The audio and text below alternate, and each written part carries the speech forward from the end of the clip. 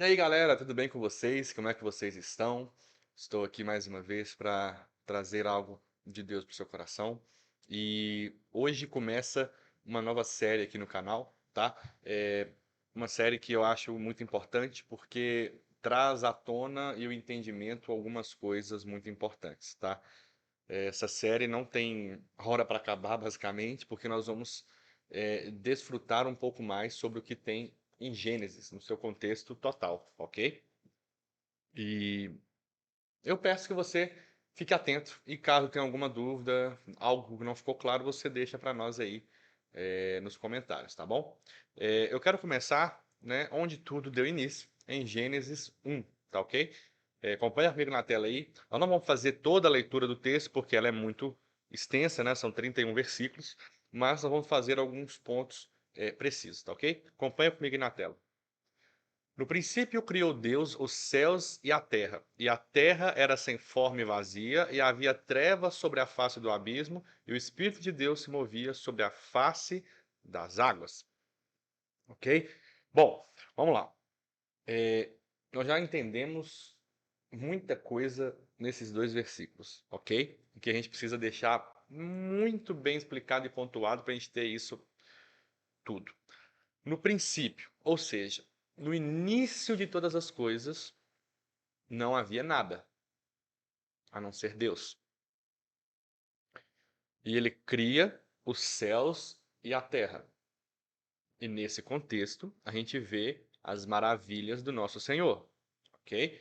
Então, a gente já vê que o que era a vida antes da criação dos céus e da terra. Não tinha vida, ok? E aí no verso 2, a gente já vê que Deus criou a terra e ele pairava por sobre a face das águas. Mas nesse contexto não havia luz, e nos próximos versos Deus faz a luz, viu que a luz era boa, fez separação entre luz, entre as trevas, e aí a gente começou a ver algumas coisas. A gente vai vendo nos próximos versos, né? Especialmente no verso 11, que diz que a terra começa a produzir erva verde, uma erva que dê semente, a árvore frutífera, que vai dar o segundo fruto, e por aí vai, né? Nós temos essa direção aí. Mas eu quero fazer alguns pontos muito importantes aqui, meus queridos. Nós vemos que Deus não é sujeito ao tempo e o espaço humano, né? A gente pode fazer uma analogia que no estalar de dedos houve criação dos céus e da terra. Mas para um ser humano isso é impossível fazer qualquer coisa assim. Se a gente faz um esquema de projeto, a gente já demora um tempo considerável a se contabilizar nesse contexto geral, ok? Então, nós temos que tomar muito cuidado com isso, entender que o nosso tempo não é o Deus, mesmo tempo de Deus. Vemos também que muitas coisas caem por terra desde o início, que Deus é o nosso único criador e não tem muito segredo. É isso e pronto, acabou.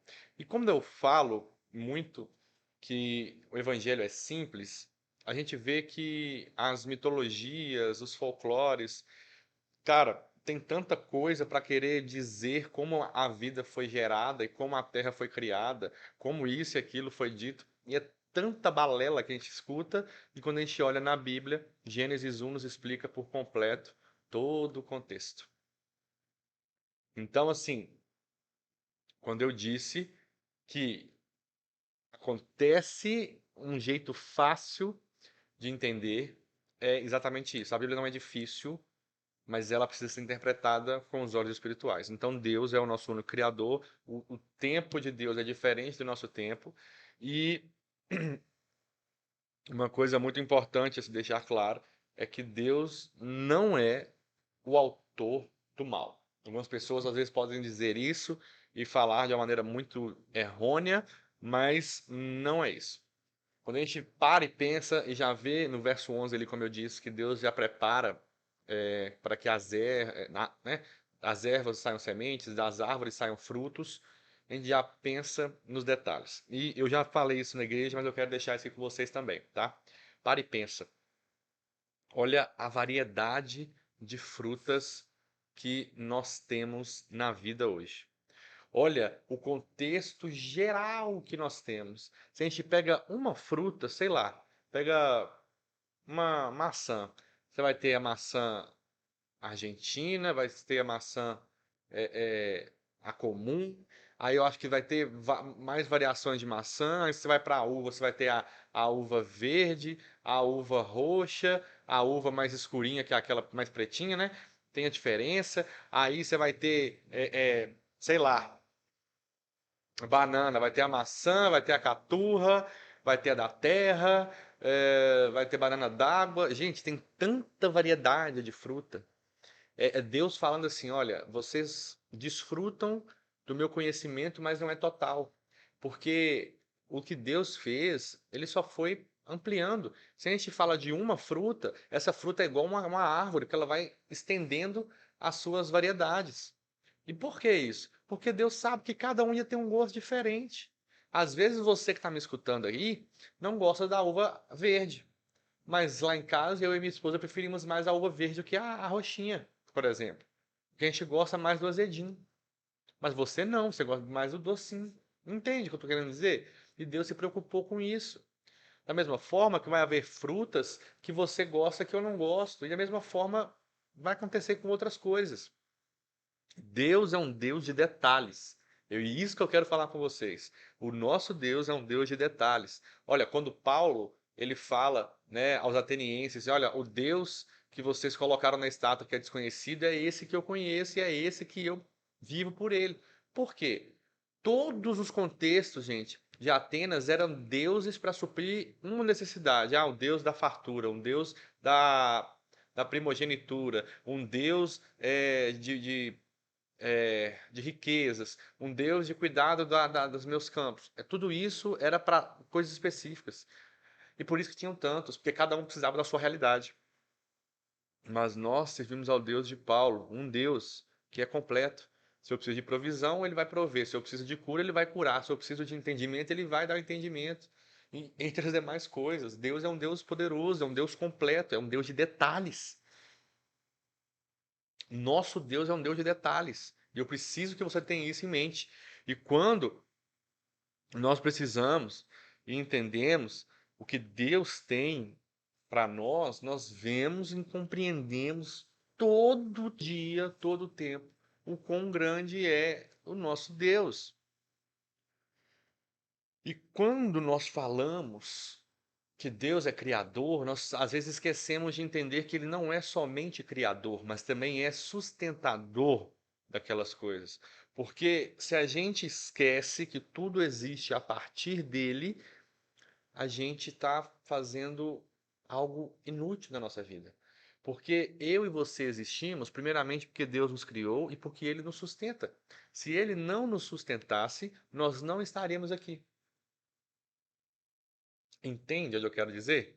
Ah, mas em que sentido você fala sustentação, tá? Você fala sustentação física, espiritual? Em todas. Deus te provém alimento, ele te sustenta. Deus te provém o trabalho, ele te sustenta. Deus te provém saúde, está te sustentando. E muito disso é porque as misericórdias do Senhor se renovam a cada manhã em nossas vidas. E nós, como seres humanos e cristãos, querendo viver mais com Jesus, nós precisamos entender sempre o que está acontecendo. Nós temos que sempre estar preparados para contemplar os detalhes de Deus. E nós temos que entender que as criaturas criadas por Deus foram feitas para adorar a Deus. Thales, mas é um Deus carente que nós estamos falando? Claro que não. Mas é um Deus que ele quer aquilo que é dele por herança, perdão, por direito. Ele quer aquilo que é dele por direito. Então, se ele criou, ele merece ser adorado. Então, é direito dele, por direito ele tem que ser adorado. E o problema é que muitas das vezes a gente não está fazendo adoração ao Deus de Paulo, mas ao Deus que eu e você criamos. Entende o que eu quero dizer? Porque se eu fiz um Deus para minha necessidade e não entendi que o Deus desconhecido é um Deus completo, um Deus de detalhes, eu fiz uma idolatria, eu criei um ídolo para sustentar a minha vontade, a sua vontade. E, cara, não vou falar que tá tudo bem, não, tá extremamente errado, mas é uma realidade que nós vivemos. São coisas que realmente aconteceram com cada um de nós. E nós não podemos deixar isso acontecer de hipótese alguma, porque nós temos que entender o que Deus tem para nós é muito maior.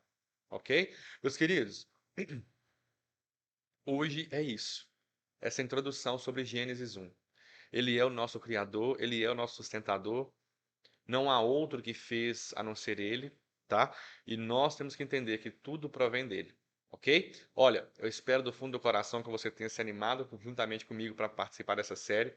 E se teve alguma dúvida, alguma coisa, manda aqui nos comentários que a gente vai trabalhar para responder, tá bom? Fique com Deus, até a próxima aí. Tchau, tchau.